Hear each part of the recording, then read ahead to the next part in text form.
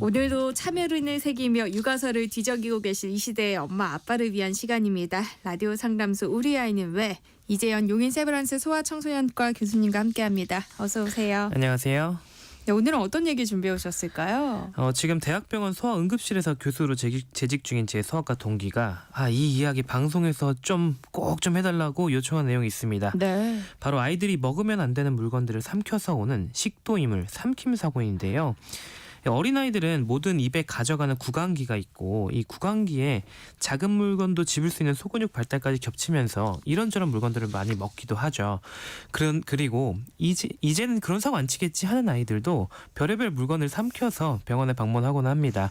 그래서 오늘은 아이들이 먹어서는 안 되는 물건을 먹고 생기는 문제들과 어떻게 대처해야 하는지에 대해서 말씀드리고자 합니다. 그런데 오늘 말씀드릴 내용이 숨길 기도를 막아서 흡인이 되는 질식사고에 대한 이야기가 아니라 네. 꿀꺽 삼켜서 뱃속에서 문제가 생기는 삼킴 사고를 중심으로 이야기할 거거든요. 그래서 이 점 주의해서 들으시면 좋겠습니다. 보통은 아이들이 장난감 가지고 놀다가 삼키는 경우가 많죠. 네. 그런 경우가 제일 많습니다. 한국소비자원에서 발표한 2023년 어린이 안전사고 동향 분석 결과 보고서에 따르면 2019년부터 2023년까지 만 14세 이하 어린이들의 삼킴 흡인 사고가 거의 매년 증가해오고 있고 2023년에는 2,101건이나 발생을 했고요. 이 중에서 가장 많이 삼키는 것이 완구, 장난감류가 전체 사고의 46.3%로 가장 많았습니다. 그리고 자석이뿐만이 아니고 자석을 포함한 문구용품, 건전지, 의약품을 삼키는 사고도 굉장히 많았는데 이렇게 아이들이 삼키는 물건이 많은데 위험성과 대처법이 모두 다르기 때문에 오늘 그 이야기를 해보려고 합니다. 네. 아이들 안전사고는 눈 깜짝할 사이에 벌어지는데요. 뱃속에서 문제가 되는 삼킴 사고를 예방하려면 보호자가 어떻게 해야 하는지 오늘 라디오 상담소 우리 아이는 왜에서 살펴볼 예정이니까요. 방송 들으면서 궁금한 점 있으시면 문자 많이 보내주세요. 이재현 교수님이 도움드리겠습니다. 문자 주실 곳은 샵 9730번이고요. 짧은 문자 50원, 긴 문자는 100원의 정보 이용료 있습니다. 콩 게시판, KBS 1라디오 유튜브 채널을 통해서는 무료로 참여하실 수 있으니까요. 많은 참여 부탁드립니다. 앞서서 얘기해 주신 것들 가운데서 아이가 삼켰을 때 가장 위험한 게 있다면 뭐가 있을까요? 삼켜서 가장 유명한 물건은 바로 건전지입니다. 건전지 중에서도 단추형 건전지가 특히 위험한데요. 네. 이게 모양이 아이들이 삼키기 좋은 모양이기도 해서 사고가 많이 발생을 하고요. 단추형 건전지들의 전압이 한 1.5에서 3V 정도 되는데 이게 생각보다 높은 거예요. 그래서 이 높은 전압이 이 사고 위험도를 높이는 굉장히 중요한 요인이 됩니다. 그런데 우리가 보통 전기를 사용하는 게 220V다 보니까 1.5V 되게 작아 보이잖아요. 근데 이 정도만 되더라도 우리 몸 내부의 그러니까 점막을 녹이기에는 충분합니다. 건전지가 만들어내는 미세 전류 자체도 몸의 점막을 손상시키고요.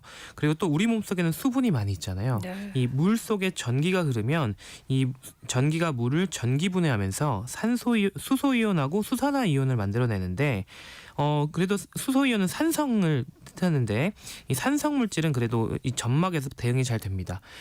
예를 들면 우리가 음식을 먹을 때도 산성 음식들 있잖아요. 뭐 식초를 먹기도 하고 네. 과일을 먹기도 하고 이런 것들은 우리 소화기관에서 어느 정도 방어를 하는데 문제는 염기성인 수산화이온이에요. 염기성은 단백질을 녹이는 성질이 있기 때문에 우리 몸을 녹일 수가 있습니다.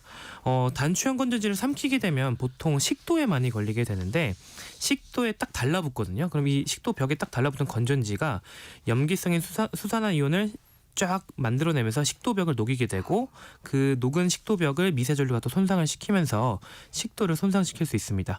거기다 일부 건전지의 경우에는 중금속이 포함되어 있을 수 있는데요. 삼킨 건전지가 몸속 수분 때문에 녹이 슬면 중금속이 빠져나와서 몸에 흡수될 수 있다는 위험성도 있죠.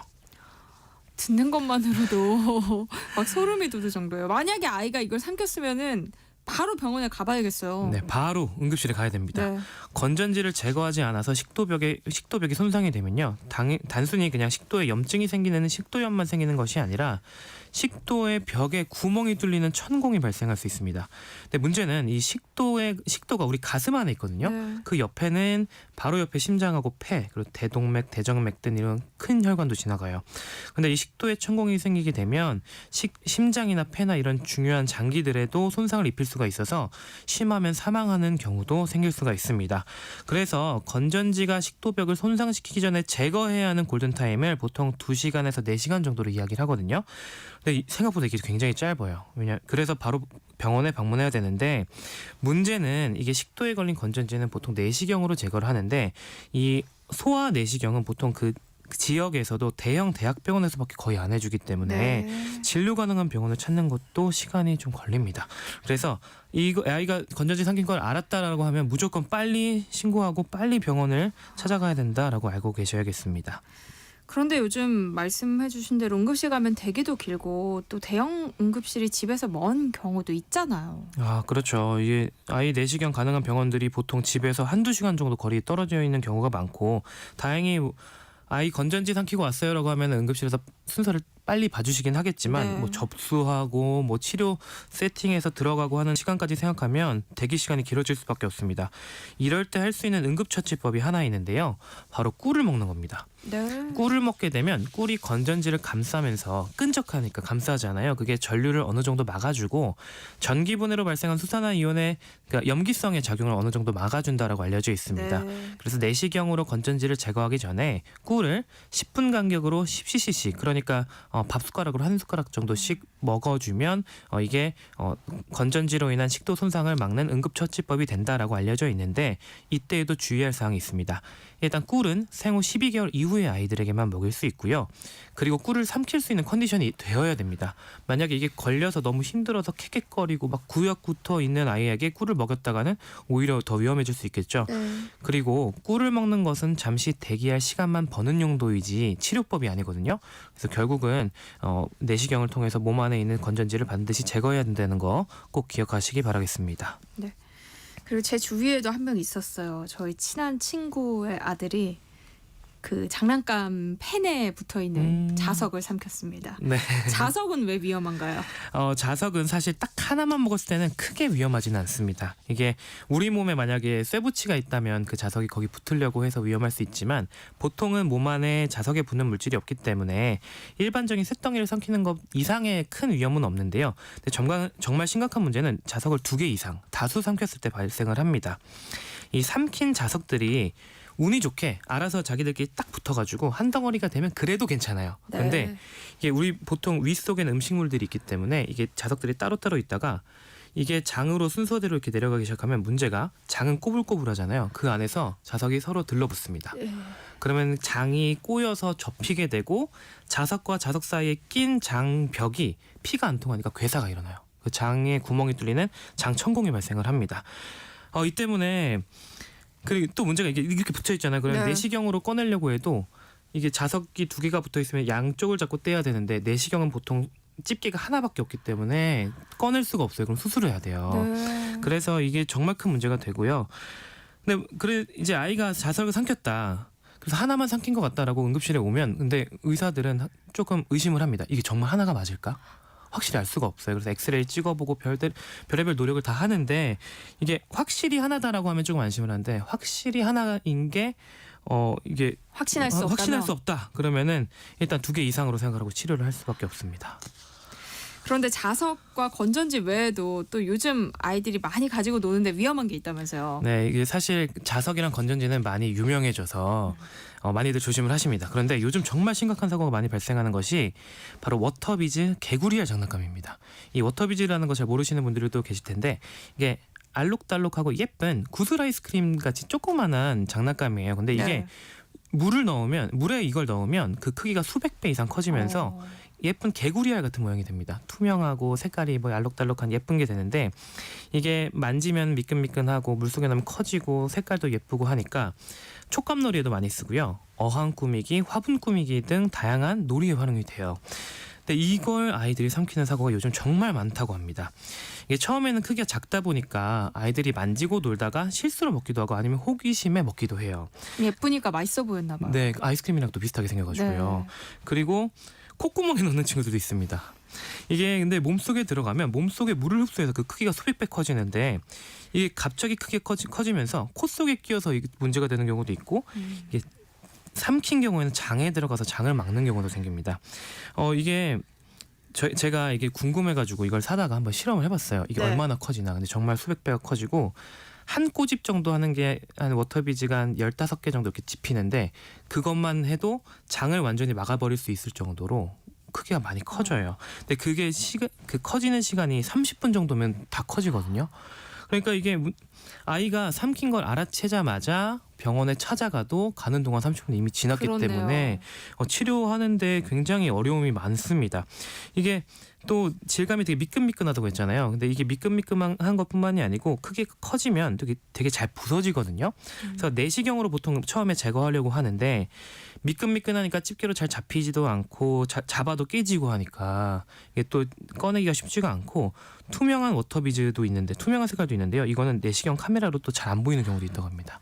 그럼 또 놓치게 되는 거죠. 그래서 결국 장 절제 수술까지 받는 경우도 있다고 하니까 이 제품은 아이들 안전과 건강에 정말 큰 문제가 아닐 수가 없습니다. 예쁘기도 하고 촉감도 좋으니까 아이들이 손이 많이 갈 것 같아요. 근데 이게 시중에 많이 팔리고 있다는 거죠. 정말 많이 팔리고 있습니다. 저도 이거 실험할 때 인터넷으로 아주 쉽게 구매를 했었고 여러 매장에서도 손쉽게 구매할 수가 있는데 아이들도 살 수가 있습니다. 어떤 제품에는 경고 문구가 적혀 있긴 한데 정말 작은 글씨로 이게 눈이 안 좋은 분들은 돋보기로 봐야 할 정도로 작게 경고 문구가 써 있고요. 그러다 보니까 이걸 어른이 구매하시더라도 이게 위험할 수 있다라는 것에 대한 그 인지가 잘 되지가 않아서 이런 것들도 사고가 끊이질 않는 어떤 원인이 되지 않나 생각이 듭니다. 근데 미국에서는 이미 2023년도부터 이런 사고가 너무 많으니까 미국의 대형마트들에서 자신들은 워터비즈 판매하지 않겠다라고 물건을 알아서 다 철수를 해버렸대요. 우리나라의 유통과 판매를 업으로 삼으시는 분들도 이러한 모습을 좀 본받으셨으면 좋겠고 여러 유관기관에서도 아이들의 안전한 사용을 위해서 좀 노력을 해주셔야겠습니다. 그럼 이렇게 아이가 음식이 아닌 이물질을 삼켰을 때는 무조건 응급실로 가야 할까요? 응급실을 우선 방문해 보시는 것이 안전합니다. 이게 왜 그러냐면 아이가 삼킨 물건이 어떤 재질인지 어떤 성질을 가지고 있는지 크기는 어떤지 모양은 어떤지 몇 개를 삼켰는지 이거에 따라서 대처법이 워낙 복잡합니다. 네. 이게 저희도 이제 이런 것들이 정리가 되어 있는 알고리즘들을 보고 판단을 하는데 이게 얼마나 이 알고리즘 표가 복잡하냐면 어떤 대학병원 응급실에 가면은 이게 전지 크기의 종이에 출력이 돼서 벽에 붙여놨어요. 헷갈리니까. 그리고 또 이 알고리즘이 완벽하지가 않아서 어떤 경우에는 여러 과 선생님들이 모여서 이걸 어떻게 제거할까, 놔둬도 될까 이거에 대해서 막 상의를 하고 검사도 여러 번 하고 이렇게 논의도 많이 합니다. 그만큼 어떤 걸 어떻게 삼켰는지에 따라서 대처가 굉장히 복잡하고 근데 그만큼 또 중요한 문제잖아요. 그래서 그럼요. 집에서 이걸 그냥 지켜봐도 되지 않을까? 그냥 대변으로 나오지 않을까?라고 판단하시기에는 무리가 있을 수 있어서 좀 병원에 가시는 게 안전하고 특히 아이가 뭔가 삼켰는데 이게 명확하지 않다. 그러면은 빨리 병원에 가시는 게 제일 안전하겠습니다. 근데 만약에 아이가 삼킨 물건이 무엇인지 안다면 집에 같은 물건이 있으면 이걸 좀 같이 들고 병원에 오시고요. 들고 오기 어려운 거라면 사진이라도 찍어서 진료할 때 보여주시면 진료하는 의사가 지금 삼킨 거는 어떤 위험도가 있으니 어떻게 대처하라고 더 명확하게 말씀해 줄 수 있으니까요. 이렇게 좀 병원에 가실 때 챙겨가시는 게 좋겠고 그리고 어떠한 대처법보다도 예방이 가장 중요하거든요. 아이들에게는 연령에 맞는 장난감을 사주시고 위험할 수 있는 장난감은 아예 집에 들이지 마시고 건전지나 자석처럼 위험할 수 있는 물건은 아이 손이 절대 닿지 않는 곳에 보관하면서 안전사고가 아예 발생하지 않도록 주의를 기울여 주시는 것이 좋겠고 특히 아이가 둘 이상인 집에는 첫째가 가지고 노는 걸 또 어린 동생이 먹어서 사고가 많이 발생하거든요. 네. 이러한 부분도 신경 써주셔서 아이들을 돌봐주시기 바랍니다. 눈 깜짝할 사이 벌어지는 이물질 흡입 사고 위험성에 대해 얘기 나눠보고 있는데요. 관련 고민 갖고 계신 분들 문자 보내주시면 용인 세브란스 소아청소년과 이재현 교수님이 상담해드리겠습니다. 노래 한 곡 듣고 올게요. 더 폴리스의 Every Breath You Take. 네, 노래 나가는 동안 여러분들이 보내주신 문자 살펴보겠습니다. 5401님. 유리구슬을 삼켰을 때는 어떻게 해야 되나요? 대변으로 나오나요? 하셨어요. 이 아이가 얼마나 큰지 그리고 유리구슬은 또 얼마나 큰지에 따라 좀 다를 것 같아요. 만약에 되게 어린 아이가 좀 큰 구슬을 삼켰다고 하면 잘 넘어갔다고 하더라도 이게 장을 막을 수도 있습니다. 그래서 대변으로 일단은 뭐 다른 증상은 없는지, 배를 아파하거나 소화가 안 되거나 그런 증상이 없는지 확인하시고, 그런 증상이 있다면 병원 진료를 받아보시고요. 근데 대변으로, 근데 이 유리구슬은 그래도 동그랗고 뾰족하지 않고 매끄럽기 때문에 대변으로 잘 나오는 편이긴 해요. 그래서 대변으로 나오는지 확인을 해야 되는데, 항상 중요한 게 삼킨 만큼 나오는지 보셔야 됩니다. 그래서 삼킨 만큼 나오지 않았다라고 하면 그때도 병원 진료가 필요할 수 있습니다.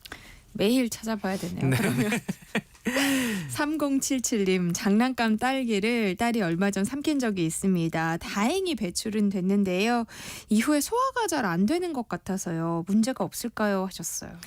보통 이런 장난감을 먹고 그대로 나왔다면은 별다른 건강에 이상은 없을 수도 있지만요.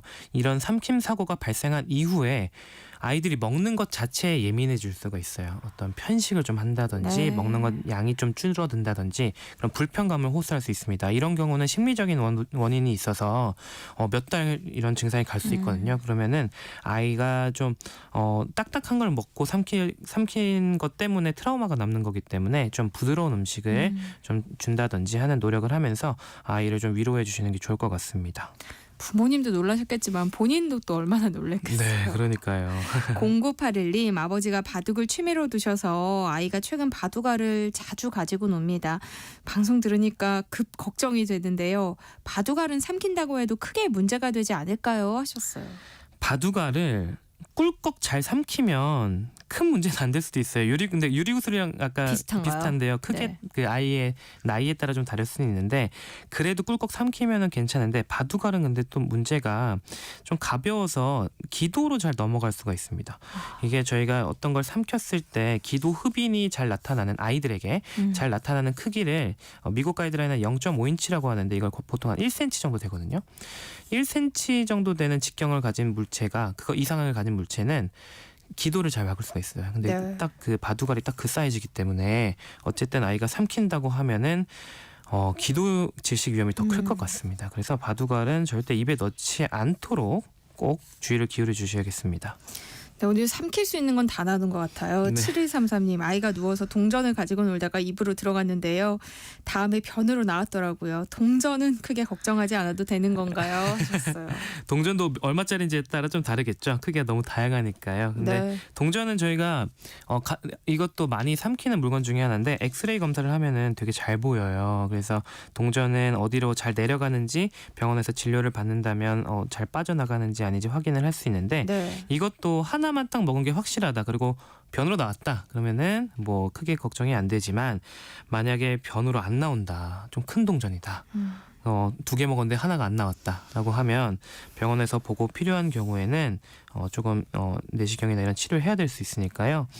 먹은 만큼 나왔는지도 되게 중요할 것 같습니다. 네. 오늘 뭐 삼킬 수 있는 건 다 나온 것 같은데요. 이 시간마다 느끼는 거긴 하지만 정말 아이 키우는 건 쉽지가 않네요. 네, 그래서 이런 치료들보다 예방이 가장 중요하다는 거 오늘 꼭 말씀드리고 싶네요. 네, 이재현 용인 세브란스 소아청소년과 교수님과 함께했습니다. 고맙습니다. 감사합니다.